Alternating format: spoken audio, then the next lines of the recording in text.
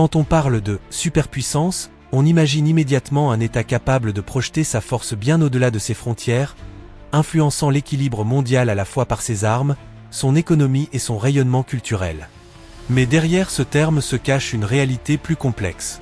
Une superpuissance ne se définit pas uniquement par la taille de son armée ou le nombre de ses bases militaires, mais par un ensemble d'atouts stratégiques lui permettant de peser sur tous les continents. D'abord, la dimension militaire. C'est la capacité à maintenir une armée gigantesque, équipée des technologies les plus avancées, et capable d'intervenir rapidement n'importe où dans le monde. Les États-Unis, par exemple, possèdent une flotte navale qui couvre tous les océans et des alliances stratégiques comme l'OTAN, ce qui leur permet de garder une présence quasi permanente sur plusieurs théâtres de crise. L'URSS, à son apogée, incarnait également cette puissance par la taille colossale de ses forces armées. Ensuite, la dimension économique. Une superpuissance dispose d'une économie suffisamment robuste pour financer ses ambitions militaires et diplomatiques. Elle domine souvent les marchés mondiaux, contrôle des flux financiers stratégiques et peut imposer des sanctions capables d'asphyxier des pays entiers. L'économie devient alors une arme au même titre que les missiles ou les porte-avions. Vient également la dimension technologique et culturelle. La capacité à innover, à maîtriser l'espace, l'intelligence artificielle ou les télécommunications. Mais aussi à influencer les imaginaires par le cinéma, les réseaux sociaux, la musique, qui contribuent à asseoir une forme de domination douce, qu'on appelle le soft power. Une superpuissance ne se contente pas d'imposer ses armes, elle impose aussi ses valeurs, son mode de vie et son récit historique. Enfin, il y a l'élément diplomatique. Une superpuissance n'agit jamais seule. Elle façonne des alliances, établit des sphères d'influence et pèse sur les grandes institutions internationales. Elle peut bloquer ou accélérer des décisions à l'ONU, négocier des accords commerciaux déterminants et parfois même redessiner les frontières par la seule force de sa parole. Définir une superpuissance, c'est donc reconnaître qu'elle est plus qu'un acteur puissant. C'est un empire moderne, un centre de gravité qui attire et qui intimide. Mais si elle possède une telle force, elle traîne aussi derrière elle un poids immense, qui peut devenir sa principale faiblesse. Les points faibles d'une superpuissance. Une superpuissance impressionne par son arsenal militaire, ses bases à l'étranger et sa domination économique. Pourtant, derrière cette façade d'invincibilité se cachent des fragilités profondes. Comprendre ses faiblesses, c'est découvrir les fissures dans l'armure d'un géant, celles que des adversaires plus modestes peuvent exploiter. Le premier point faible, c'est la surextension. Plus un pays veut contrôler de territoire, sécuriser des routes commerciales ou intervenir dans des conflits lointains, plus il disperse ses ressources. Les États-Unis ont connu ce problème en Irak et en Afghanistan. Maintenir des troupes sur plusieurs fronts a épuisé leur budget et leur morale. L'URSS, dans les années 1980, s'est effondrée en partie parce qu'elle avait voulu jouer sur trop de tableaux à la fois, au prix d'une économie exsangue. Vient ensuite la dépendance logistique et économique. Une superpuissance fonctionne comme une machine géante. Ses armées consomment du carburant, ses industries dépendent de chaînes d'approvisionnement mondiales, et son économie repose sur la confiance des marchés. Le moindre blocage, une crise pétrolière, une cyberattaque sur des infrastructures, ou un boycott commercial peut provoquer un effet domino difficile à contrôler. Un autre talon d'Achille réside dans les divisions internes. Plus un État est vaste et puissant, plus il concentre de contradictions sociales et politiques. Les inégalités, les tensions raciales ou les luttes idéologiques peuvent fragiliser sa cohésion. Un ennemi extérieur n'a pas toujours besoin de bombes. Il peut simplement exploiter ces fractures pour affaiblir le moral national.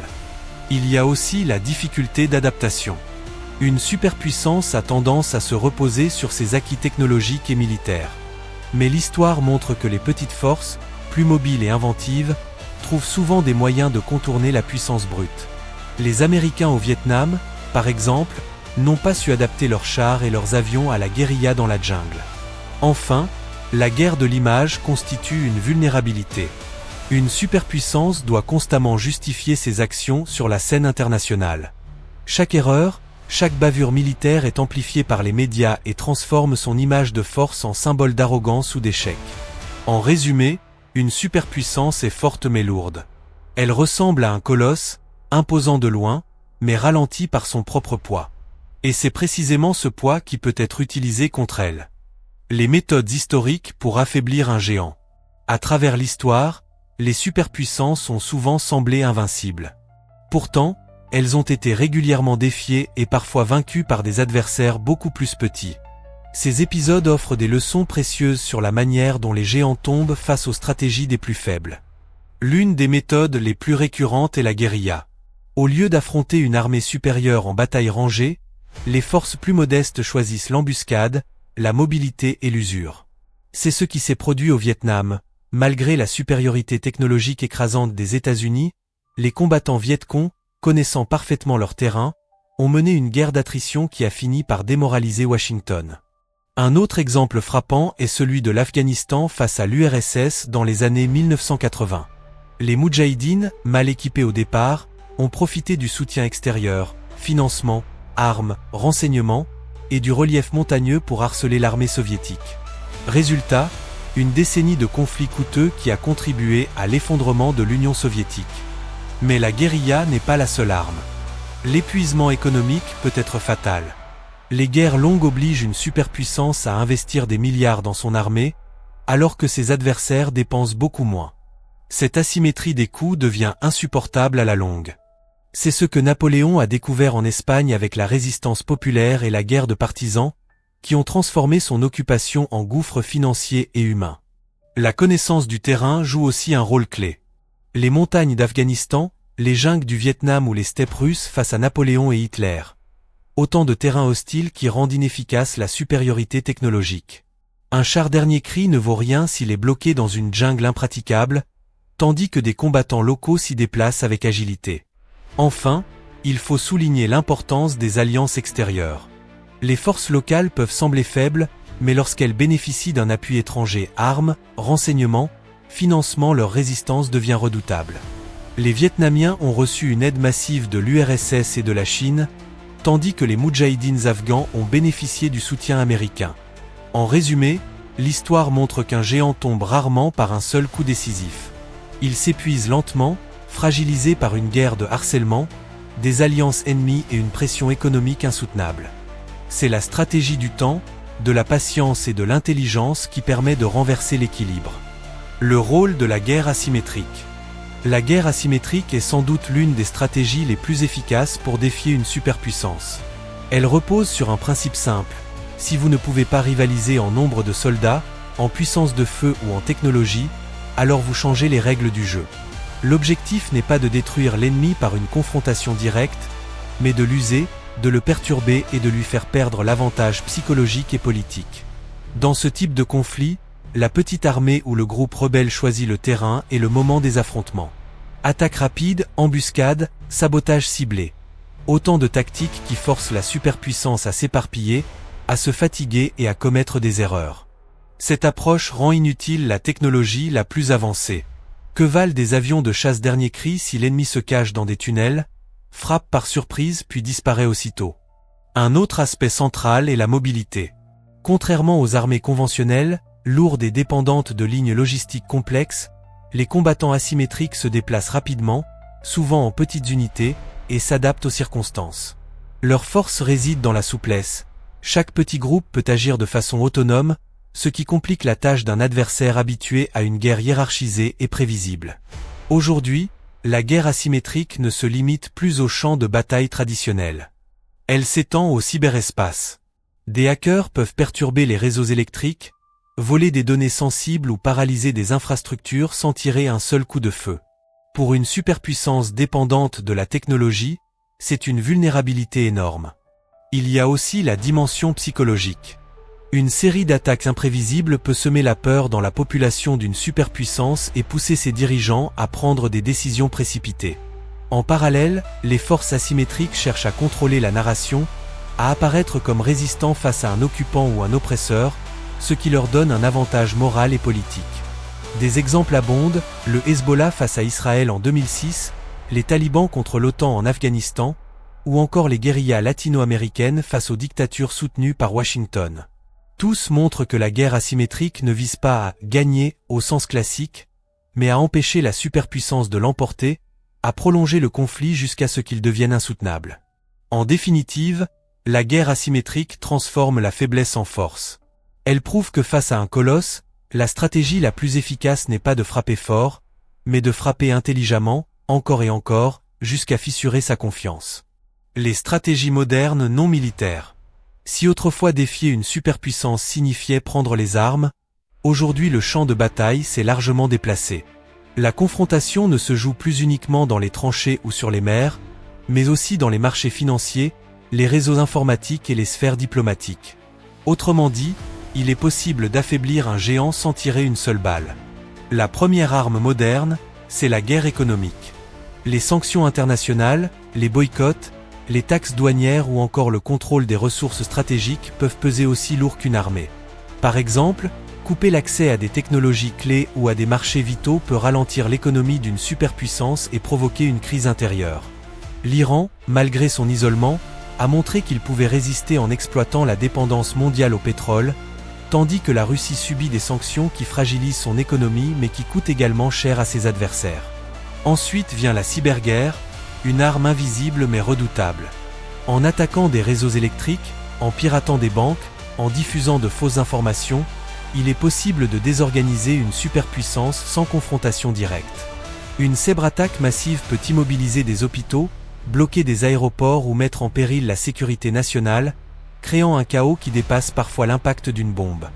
La diplomatie constitue une autre arme non militaire. Isoler une superpuissance sur la scène internationale, la priver de ses alliés ou retourner ses partenaires contre elle est une stratégie redoutable. Pendant la guerre froide, l'équilibre des alliances jouait autant que les chars ou les missiles. Aujourd'hui, la Chine et la Russie cherchent à construire des blocs alternatifs pour contrer l'influence américaine, prouvant que l'isolement diplomatique peut limiter l'action d'un géant. Enfin, il y a la bataille de l'information et des médias. Une superpuissance vit de son image, de son autorité morale et de sa légitimité. Les campagnes de désinformation, la propagande sur les réseaux sociaux et la manipulation de l'opinion publique mondiale peuvent retourner l'avantage. Si une superpuissance est perçue comme un oppresseur ou un agresseur, sa puissance militaire devient un fardeau au lieu d'une force. En clair, dans le monde moderne, battre une superpuissance ne signifie plus la vaincre militairement, mais l'affaiblir stratégiquement. L'asphyxier économiquement, l'isoler diplomatiquement, la déstabiliser numériquement et miner son autorité dans l'opinion mondiale. C'est une guerre silencieuse, mais tout aussi efficace. L'importance de la perception et de l'opinion publique. Dans un conflit contre une superpuissance, les batailles militaires et économiques ne suffisent pas. La guerre se joue aussi dans les esprits, car une grande puissance ne peut pas maintenir son statut sans le soutien de sa population et sans une image crédible à l'international. C'est pourquoi la perception et l'opinion publique sont devenues des armes à part entière. L'histoire montre que la pression de l'opinion intérieure peut faire plier les géants. Pendant la guerre du Vietnam, les États-Unis n'ont pas été vaincus sur le champ de bataille, mais dans les rues de New York et de Washington, où des millions d'Américains manifestaient contre une guerre jugée inutile et injuste. Les images de bombardements, de villages détruits et de cercueils revenant au pays ont érodé le soutien populaire, au point que le gouvernement américain a dû se retirer. Aujourd'hui, avec les réseaux sociaux, cette dynamique est encore plus rapide et plus puissante. La diffusion instantanée de vidéos, de témoignages ou de récits alternatifs peut bouleverser l'opinion publique mondiale. Une superpuissance qui cherche à se présenter comme libératrice peut être immédiatement perçue comme envahisseur si les images de ses actions contredisent son discours officiel. Sur le plan international, la guerre de l'image est tout aussi cruciale. Un État plus faible peut se présenter comme une victime héroïque, obtenir la sympathie de l'opinion mondiale et forcer les grandes institutions à réagir. La bataille d'image en Ukraine en est un exemple.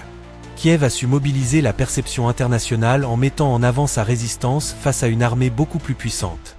Enfin, cette guerre de perception joue aussi un rôle psychologique au sein même de la superpuissance. Si ses citoyens doutent du bien fondé de la guerre, si les soldats perdent confiance dans leur mission, l'ennemi a déjà marqué des points.